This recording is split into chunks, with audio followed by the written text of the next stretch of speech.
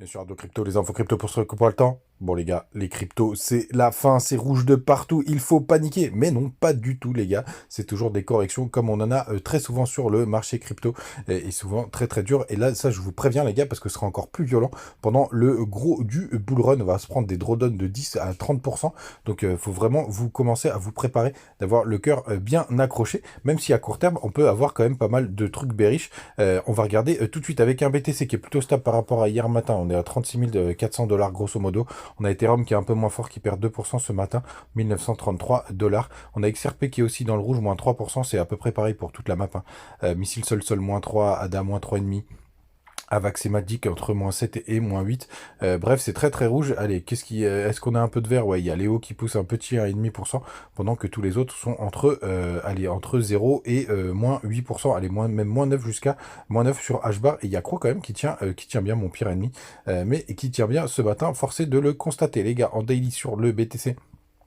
Finalement, quand on regarde juste comme ça, on se rend compte quand même qu'il n'y a pas de problématique et qu'on est toujours en tendance haussière. On le voit bien, on est en train de suivre cette trendline. Par contre, sur le RSI, c'est une autre histoire, hein. On vient de perdre ce petit canal qu'on tenait depuis un petit moment. Donc, on est plutôt en train en fait, de corriger plutôt à plat. C'est très très bien qu'on arrive à dégonfler le RSI pour le coup, puisque ça nous permet de dégonfler les ardeurs et puis après avoir un peu plus de jus pour repartir, même si ça fait un moment qu'on tenait ce canal, donc ça c'est pas terrible. On l'avait depuis août 2023 et il est en train de flancher, hein. On le voit bien qu'on est en train d'en sortir. Donc on va voir ce que ça va donner. Mais sur du court terme, effectivement, on est vraiment en train de corriger. Mais par contre, on peut aussi corriger à plat. Pour l'instant, il y a la Tenkan qu'on est en train de travailler en daily, hein. C'est la petite ligne bleue ici, avec le système Ishimoku. Le support de la Kijun, pardon, il est aux alentours du canal du coup, enfin de ce petit support qu'on a juste ici, qu'on a travaillé depuis, hop, pareil depuis, alors lui non, c'est octobre 2023, qui se situe vers les 35 000 $. On pourrait aller le reviter bien entendu. Ce que je voulais vous montrer quand même en weekly, je vous en avais déjà parlé, mais je vous le redis. Ce qui est un peu chiant, c'est qu'on n'a pas du tout de support. Notamment, la lagging span, elle peut descendre vraiment très facilement à ce plat, donc vers les 33 800, et le gros plat vers les 31 800 $. Qui d'ailleurs a un double support, puisqu'on a tout simplement et la lagging span et la Tenkan en weekly.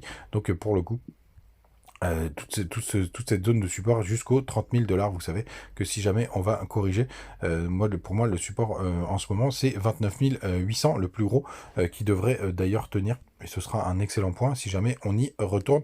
Mais pour l'instant ça tient, pour l'instant on dégonfle, et ça c'est plutôt pas mal. Ce que je voulais vous montrer aussi, c'était par rapport, hop, où est-ce qu'il est ce coquin, à l'Icon Season. Hop, où est-ce qu'il est lui, tic, tic, tic, tic, tic, tic. Il est là, voilà. Hop, et vous voyez en yearly, c'était pour vous montrer que si on se mettait sur cet indicateur, qui vous montre quand c'est la Bitcoin Season et l'Altcoin Season, c'est pour vous montrer qu'on est encore tout en bas. Ça veut dire que vraiment, je vous montre juste les progressions qu'il peut y avoir sur les altcoins, et qu'on en est qu'au début. On est en train de faire un petit W sur cet indicateur. Et pour autant, quand on zoome et quand on passe en monthly sur cet indicateur, on voit qu'on a eu quand même une belle altcoin season, hein. Ça a pumpé plutôt pas mal. Alors il y a pas mal de faux signaux et ça fait un sacré range du côté de cet indicateur, mais c'est vrai qu'on a eu aussi quelque chose de pas mal. Vous le voyez juste ici, la dernière fois qu'on a eu ça, c'était en mars 2023, avec une surperformance des alts pour le coup, mais on en a pas mal sous le coude et pas mal sur le jeu. En tout cas, du côté du spot, on va aller regarder si ça achète un petit peu, s'il y a de la puissance acheteuse, et pas du tout. Vous voyez, ça s'est vraiment stabilisé. Par contre, les fundings sont repassés, continuent de diminuer. Ça, c'est plutôt une bonne nouvelle. Et on va aller voir notre indicateur préféré du côté de CoinGlass, et on voit qu'il y a un énorme pic quand même à aller chercher jusqu'au 38 158 $, où il y a tous les stops et la liquidation de map. On voit quand même qu'il y a un gros pic. Où est-ce qu'il est, ce gros pic? Oula, il y a un gros pic vers les 35 750 grosso modo, entre les 35 600 et les 35 750. Donc ce serait quand même assez intéressant d'aller venir le nettoyer. Si on prend la plus grande photo On voit vraiment qu'on est dans ce range assez impressionnant, les gars. Donc, en fait, tout simplement, pour l'instant, on est au milieu de nulle part. Ça peut monter, ça peut descendre. Donc, c'est un peu du pile ou face. Donc, faites vraiment attention à vous. Du côté du Telegram, on partage toujours plein de news. N'hésitez pas à nous rejoindre. Et hier, je partageais encore cette magnifique épopée de TAO qui a quasiment frôlé les 200 $. Hein. C'est quand même impressionnant quand on passe en weekly. C'est quand même une super performance sur cette année 2023.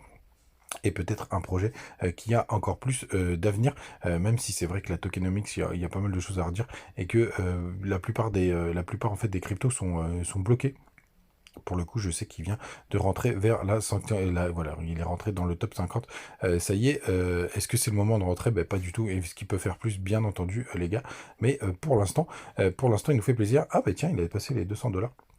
Du côté de CodeGecko, vu qu'il y a peu de liquidité, évidemment, ça peut bouger dans tous les sens. Comme d'habitude, vous avez les liens en commentaire, notamment du côté de BitGet et du côté de BingX. C'est toujours des bonus quand vous passez, par les liens. Faites attention au week-end, il y a pas mal de faux mouvements.